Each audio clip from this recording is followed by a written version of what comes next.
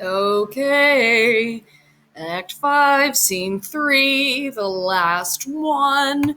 We are definitely going to do this scene guide together because Act 5, Scene 3 is very long. Let's start with our characters, shall we? So we're going to have, it's going to start with Paris. Remember Paris, the guy that wanted to marry Juliet? And then Romeo's going to show up with Balthasar. Excellent. Juliet is eventually going to speak. Friar Lawrence is going to show up. Capulet and Lady Capulet, so Juliet's parents, Capulet, and that's not an and symbol. Lady Capulet. Let's see, Lord Montague, so Romeo's dad, he's going to show up, and then the prince. And I'm pretty sure that's it. But don't quote me on that. We might need to add some people. But it starts with Paris, Romeo, and Balthasar. Then Juliet comes into it, and Friar Lawrence. And then towards the end, you have Juliet's parents, Lord and Lady Capulet, Romeo's dad, Lord Montague, and the prince. So let's end it. Buckle up. It's a long one. So Paris enters with his page, his servant. And Paris says, let me set the scene for you. Night, a cemetery, by a tomb. So a tomb is like a hole in the ground where you can like walk into it. So large, I would say royal or rich families, instead of being just buried in a grave in the ground, they'd be put into a tomb. So a tomb was just a huge chamber under the ground, and their bodies would be like laid on slabs, and they'd be left that way. Okay, so it's night, cemetery, by the Capulet tomb. Paris says, Give me your torch, boy. Go away and stay apart from me. Put the torch out so I can't be seen. Hide under the yew trees over there. And listen to make sure no one is coming through the graveyard. If you hear anyone, whistle to me to signal that someone is approaching. Give me those flowers and do as I tell you. Go. Page puts out the torch and moves to the trees. And the page says, I am almost afraid to stand alone here in the graveyard, but I'll take the risk. Paris is throwing flowers over Juliet's tomb and says, Oh, sweet flower, I am spreading flowers over your bridal bed. Oh, pain, your canopy is dust and stones. I'll water these flowers every night with sweet water. Or if I don't do that, my nightly rituals to remember you will be to put flowers on your grave and weep. So Paris is pretty much saying, I will come to this grave every night because I'm so sad that you died. Paris had even less of a relationship with Juliet than Romeo did. Like this girl, I don't know what effect she has. But let's record in our scene guide. Paris says he will visit Juliet's grave every night and put flowers there. Lovely. All right. The page, he whistles, which is the signal that someone is coming. And Paris says, the boy is warning me that someone approaches. Who could be walking around here tonight? Who's ruining my rituals of true love? It's someone with a torch. I must hide in the darkness for a while. So Paris kind of moves off stage and hides. And who's coming but Romeo and Balthasar? So here they come. And Romeo says, Give me that pickaxe and the crowbar.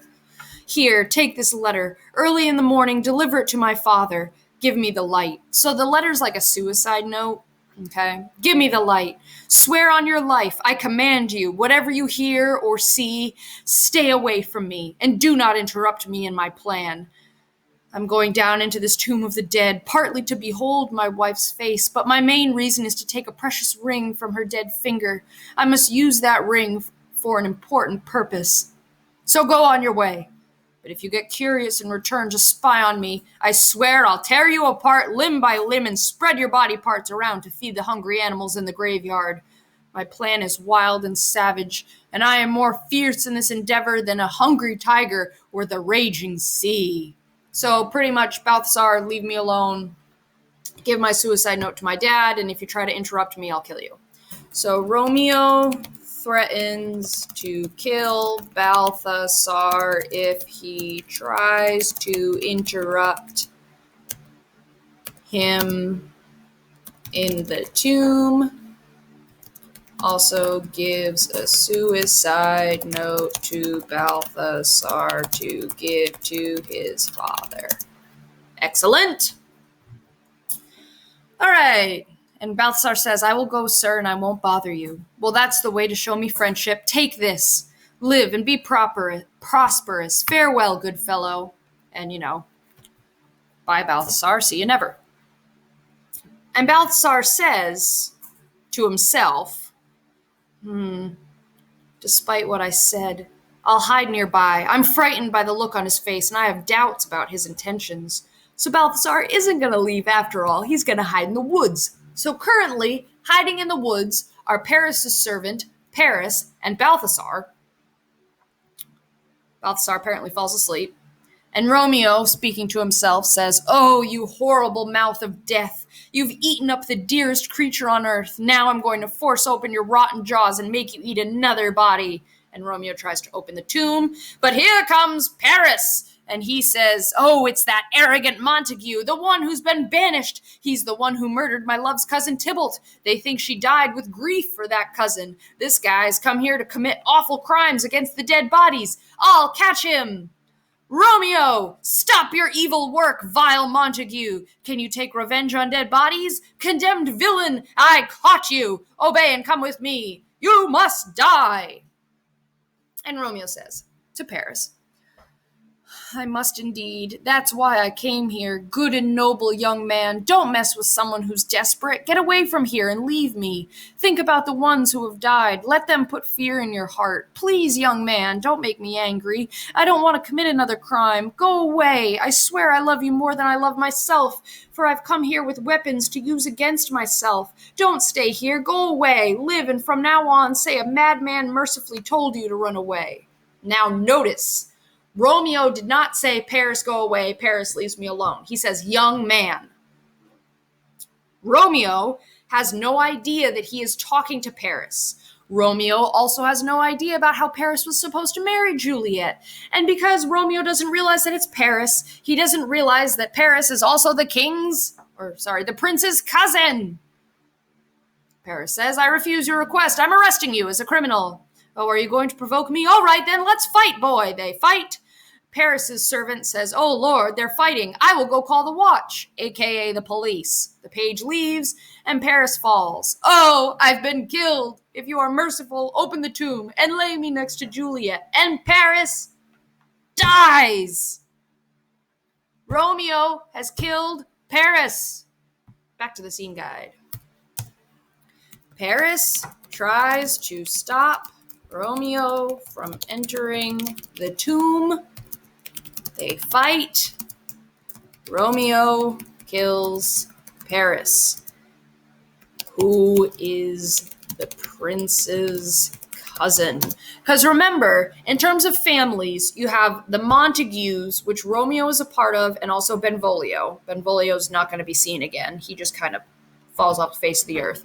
You have the Capulets, which Juliet is a part of, and then the nurse is part of that as well. And then you have the prince's family, which was the prince, Mercutio, who is dead, and now Paris, who is dead because Romeo killed him. So at this point, Romeo's killed two people because he also killed Tybalt. All right, moving on. Paris dies, and Romeo says, all right, I will put you in the tomb with Juliet. Let me look at this face. Oh, it's Mercutio's relative, the noble Count Paris. Well, what did my man say? I was worried, so I wasn't listening to him while we were riding. I think he told me Paris was about to marry Juliet. Oh, isn't that what he said? Or was I dreaming? Or am I crazy? Did I hear him say something about Juliet and jump to conclusions? Oh, give me your hand. Both of us have had such bad luck. I'll bury you in a magnificent grave. So as he realizes, oh crap, I've just killed Paris, he's like, all right, wasn't Balthasar saying something about Paris was going to marry Juliet? Oh, crap. Romeo finally opens the tomb, sees Juliet lying there, a grave. Oh no, this is a lantern, dead Paris. Juliet lies here, and her beauty fills this tomb with light. Dead men lie here. You are being buried by another dead man. And he lays Paris in the tomb. So he just kind of drags Paris in, dumps him, and walks over to Juliet, who is still asleep. He kind of continues his little monologue, and he says, "How often are men happy right before they die? They call it the lightness before death. Oh, how can I call this lightness? Oh, my love, my wife, death has sucked the honey from your breath, but it has not yet ruined your beauty. You haven't been conquered. There is still red in your lips and in your cheeks." I'll read that again. There is still red in your lips and in your cheeks, like there's still color in you. Because she's waking up. Remember, this is where dramatic irony comes in. We know that she's starting to wake up, but Romeo has no idea.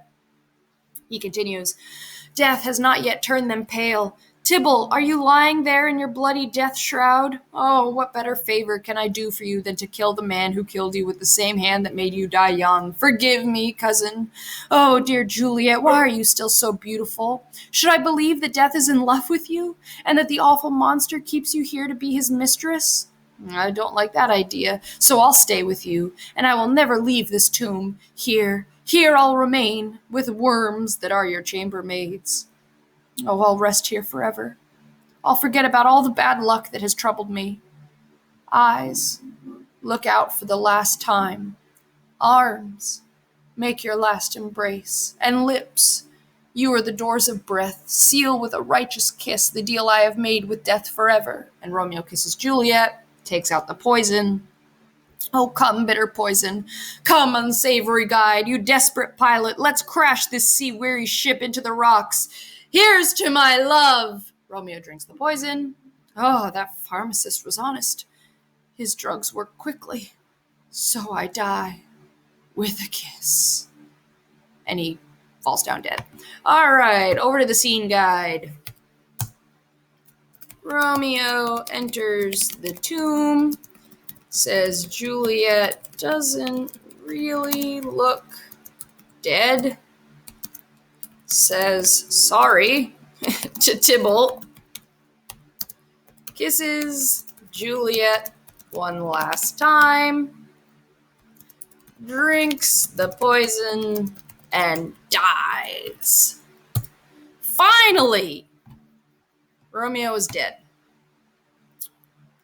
Honestly, the next part is all about timing. So Friar Lawrence shows up. At this point, Romeo is dead, but like freshly dead. Friar Lawrence comes into the tomb and he says, "Oh, St. Francis, help me. How often tonight have my old feet stumbled on gravestones? Who's there?" Balthasar comes out of the shadows and he says, "Oh, I'm a friend who knows you well." "Oh, God bless you. Tell me, my good friend, what is that light over there? The one that vainly lights up the darkness for worms and skulls without eyes. It looks to me like it's burning in the Capulet tomb." That is where it's burning, Father. My master is there, the one you love." "Who is it?" "It's Romeo." "How long has he been there?" "Oh, for a full half an hour." "Well, go with me to the tomb." "Oh, I don't care. I don't dare, sir. My master doesn't know I'm still here. He threatened me with death if I stayed to look on what he was doing." "Well, stay then, and I'll go alone." "Oh, I'm suddenly afraid. Oh, I'm very scared. Something awful has happened." If Friar Lawrence had gotten there 5 minutes earlier, he would have probably been able to stop Romeo, but he didn't. Balthasar says, "Well, as I slept under this yew tree here, I had a dream that my master and someone else were fighting and that my master killed him." "Yeah, okay, dreamed it. He saw it and didn't interfere because he was afraid." Friar Lawrence starts walking over the tomb and he goes, "Romeo!" Oh no. What is this blood that stains the stony entrance of this tomb? Why are these bloody swords lying here, abandoned by their masters, next to this place of peace? Peeks inside the tomb. "Romeo!" Oh, he's pale. "Who else? What? Paris too? And he's covered in blood. Oh, when did these horrible things happen?" The lady is moving. Juliet wakes up, and you have to imagine she's, stretching, yawn, Oh, friendly friar, where is my husband? I remember very well where I should be, and here I am, but where is my Romeo? So you have to imagine that Friar Lawrence is kind of standing between Romeo's body and Juliet's view of the body, because he's trying to block her view of what's happened. And the friar explains, well, I hear some noise, lady. Come out of the tomb. A greater power than we can fight has ruined our plan. Come away. Your husband lies dead there, and Paris too. Come, I'll place you among a sisterhood of holy nuns. Don't wait to ask questions. The watch is coming. Come, let's go, good Juliet. I dare no longer stay. AKA the police are coming. Let's go over to this scene guide here. So, Friar Lawrence shows up and finds the bodies of Romeo and Paris. Spelled some things wrong up above, didn't I? Like drinks and poison. Sorry. So Friar Lawrence shows up and finds the bodies of Romeo and Paris. Juliet wakes up and asks where Romeo is. FL, Friar Lawrence, says the plan has fallen apart and Romeo is dead. So is Paris. FL's new plan that he came up with on the fly. New plan is to hide Juliet in a convent. That's where nuns live. In a convent with nuns. You're going to go be a nun now. I have no better ideas. You're going to go be a nun. Okay, great. FL runs away because he hears the police and doesn't want to get caught. So that's important. The watch, which is the police, the neighborhood watch, they're coming because Paris's servant went to go get them. And he's freaking out. And he says, come on, Juliet, we got to go. And Juliet's kind of like, no, I don't want to. And the friar's like, well, I'm not sticking around to get caught.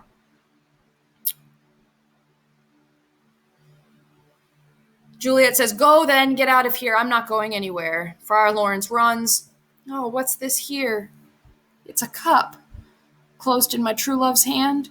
Oh, poison, I see, has been the cause of his death. How rude! He drank it all, and didn't leave any to help me afterward. Well, I will kiss your lips. Perhaps there's still some poison on them to make me die with a medicinal kiss. She kisses Romeo. Oh, your lips are still warm. Here come the police and Paris's servant. Oh, lead boy! Which way? Oh, what noise? Well, then I'll be quick. Oh, good, a knife. Oh, my body will be your sheath. Rust inside my body and let me die. And she stabs herself with Romeo's dagger and dies. She has a pretty anticlimactic death. She's pretty much just like, oh, I gotta do this quick before they catch me and tell me no. Ugh, stabs herself and dies.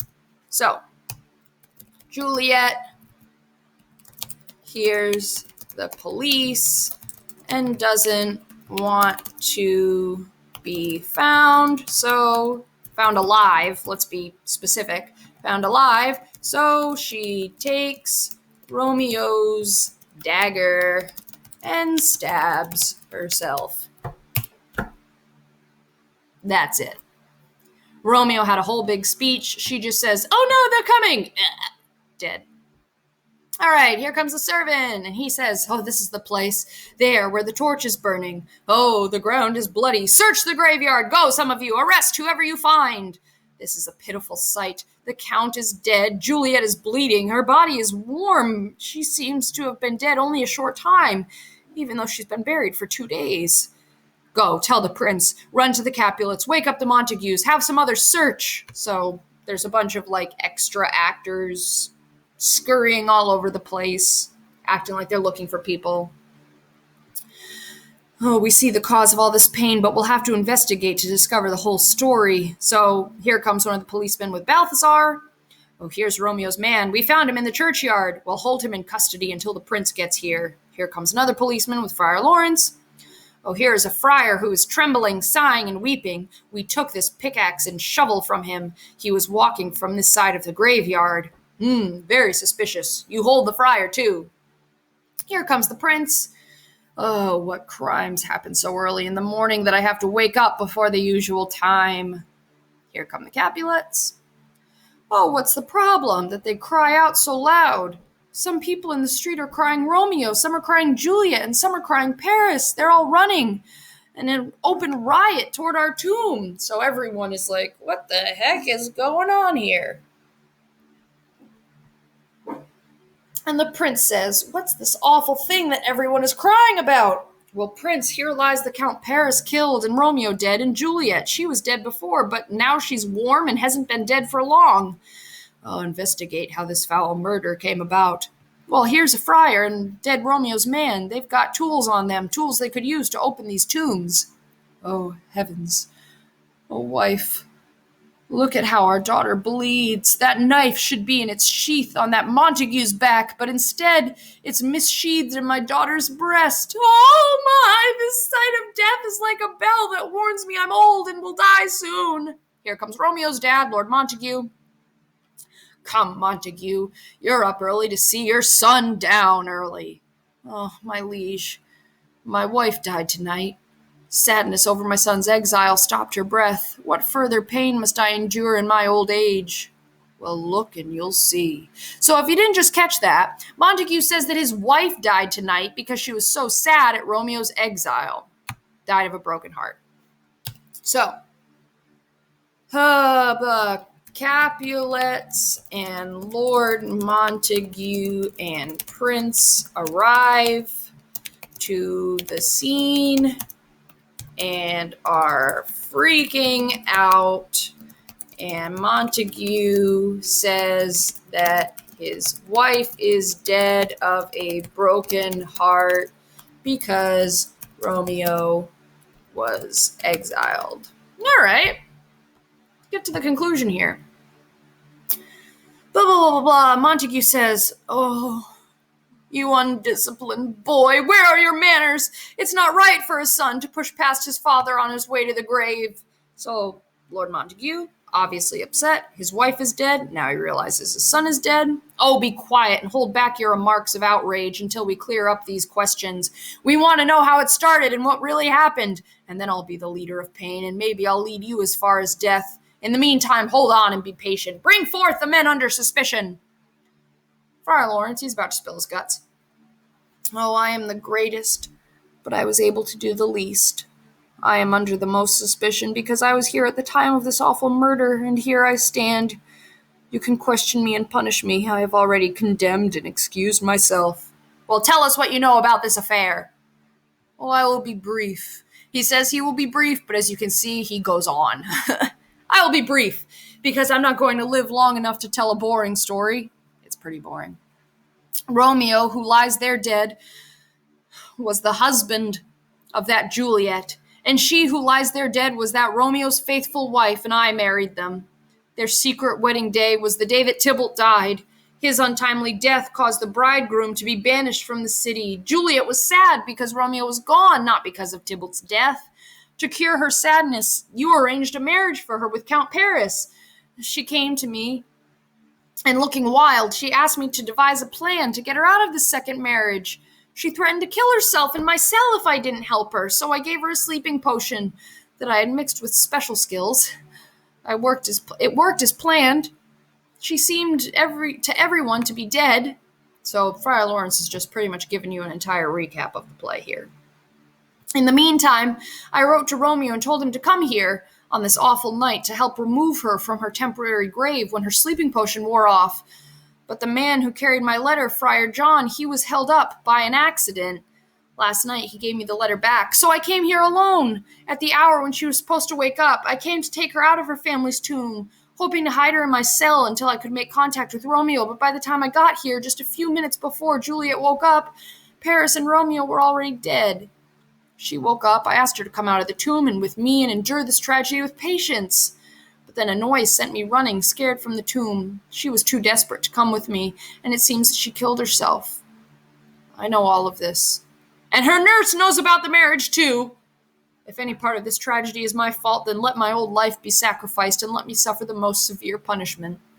So pretty much the friar gives a summary of exactly what happened, tells the truth, and then I love how at the end he says, and the nurse was in on it too. Like, I'm not going down alone, the nurse was in on it.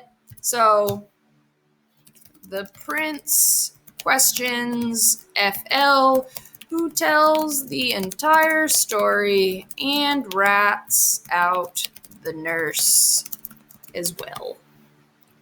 Because he's not going down alone. The prince says, well, we have always known you to be a holy man. Where's Romeo's man? What does he have to say about all this? Balthazar, he spills his guts. Well, I brought my master news of Juliet's death, and then he rode from Mantua here to this tomb. Earlier this morning, he asked me to give this letter to his father. When he went into the vault, he threatened me with death if I didn't leave him alone there. So Balthazar hands over the suicide note. The prince reads it. Give me the letter. I'll look at it. Where is the count's page, the one who called the watch? Boy, what was your master doing here? Well, he came with flowers to spread on his lady's grave, and he asked me to stand far away and to leave him alone, so I did. And then someone with a torch came to open the tomb, so my master drew on him, and then I ran away to call the watch. Prince is reading off the letter. This letter confirms the friar's account. It describes the course of their love and mentions the news of her death. Here he writes that he bought poison from a poor pharmacist. He brought that poison with him to this vault to die and lie with Juliet. Where are these enemies? Capulet! Montague! Do you see what a great evil results from your hate? Heaven has figured out how to kill your joys with love. Because I looked the other way when your feud flared up, I've lost several members of my family as well. Everyone is punished. So the prince's kind of sentence is that everyone's lost somebody, so just drop it. Just stop fighting. I've lost 2 family members. You've lost a daughter. You've lost a son and your wife. Let's just drop it. So the prince decides that Romeo, Juliet, Tybalt, Mercutio, and Paris dying is enough punishment for everyone, and the Capulets and Montagues just need to stop the feud. And in the conclusion of the play, Capulet says, "Oh, brother Montague, give me your hand. This is my daughter's dowry. I can ask you for nothing more." "Oh, but I can give you more. I'll raise her statue in pure gold. As long as the city is called Verona, there will be no figure praised more than that of true and faithful Juliet. Well, the statue I will make of Romeo to lie beside his Juliet will be just as rich. They were poor sacrifices of our rivalry." Basically, hey, let's be friends and make statues out of gold of one another's children. And the prince says, "We settle a dark peace this morning. The sun is too sad to show itself. Let's go to talk about these sad things some more. Some will be pardoned and some will be punished. There was never a story of more full of pain than the story of Romeo and Juliet." And that's it. Ends again, sort of anticlimactically. It just sort of ends. So, Capulet, Montague shake hands, end the feud, and say they will make gold statues of Romeo and Juliet to stand in Verona forever. Wow. What an ending. All right, problem or solution? Well, I mean, a little of both. So we'll say both. For the problem, let's count the dead, shall we? In order of those who died: Mercutio, Tybalt, Paris, Romeo, Juliet, apparently Romeo's mom. That's 7 people. 7 people have died because of the feud. Solution: the feud is now over. All right. Fair enough. This was a very long scene, so please make sure that you've got all of this filled in. Pause it if you need to copy it into your own scene guide. And then when you're done, fill it in. We're done with, turn it in. We're done with the play. Woo, yeah. Feel free to join the discussion, and we will talk about the final assignment for the play.